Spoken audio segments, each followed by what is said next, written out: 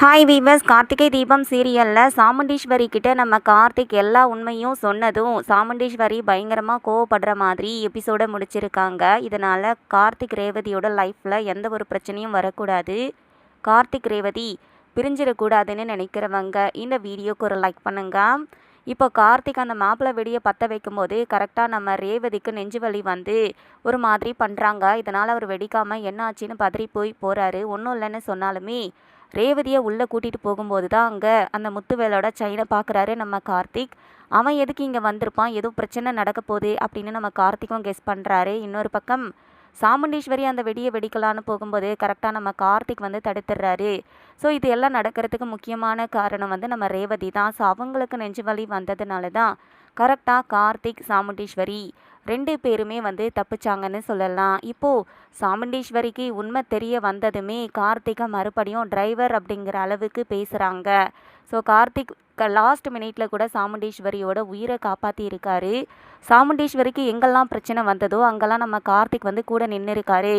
So ராஜா சேதுபதியோட பேரன்தான் கார்த்திக்னு தெரிஞ்சாலுமே கார்த்திக் சாமுண்டீஸ்வரிக்கு நல்லது தான் பண்ணியிருக்காரு அப்படிங்கிறத கண்டிப்பாக நம்ம சாமுண்டீஸ்வரி புரிஞ்சிக்கணும்.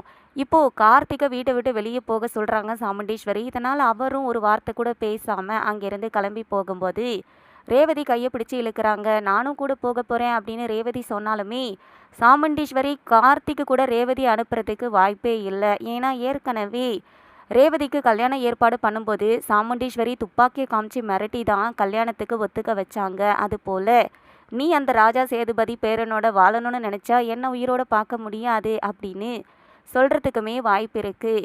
ஸோ ரேவதி கார்த்திக் கூட போலனாலும் கார்த்திக்கோட வாழ முடியலைன்னா நான் உயிரோடு இருக்க மாட்டேன், ஒவ்வொரு நிமிஷமும் நான் உனக்காக தான் வாழ்ந்துட்டுருக்கேன், என் உலகமே நீ தான் அப்படிங்கிற அளவுக்கு கார்த்திக்கு ஹோப் கொடுத்துருக்காங்க ரேவதி. அதே நேரத்தில் கார்த்திக்கும் ரேவதி கிட்ட மனசில் இருக்கிறது எல்லாத்தையும் சொல்லிட்டு இப்போ ரேவதியோட மனசு கோலாத மாதிரி எல்லா விஷயங்களையும் பண்ணிக்கிட்டு இருக்காரு.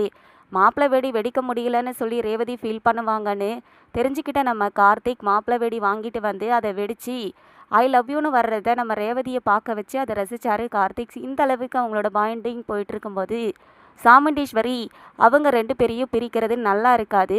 ஸோ எந்த மாதிரியான சீக்வன்ஸ் வரப்போகுது, எந்த மாதிரியான ட்விஸ்ட் வரப்போகுது அப்படிங்கிறத நம்ம வெயிட் பண்ணி பார்க்கலாம். தேங்க்ஸ் ஃபார் வாட்சிங்.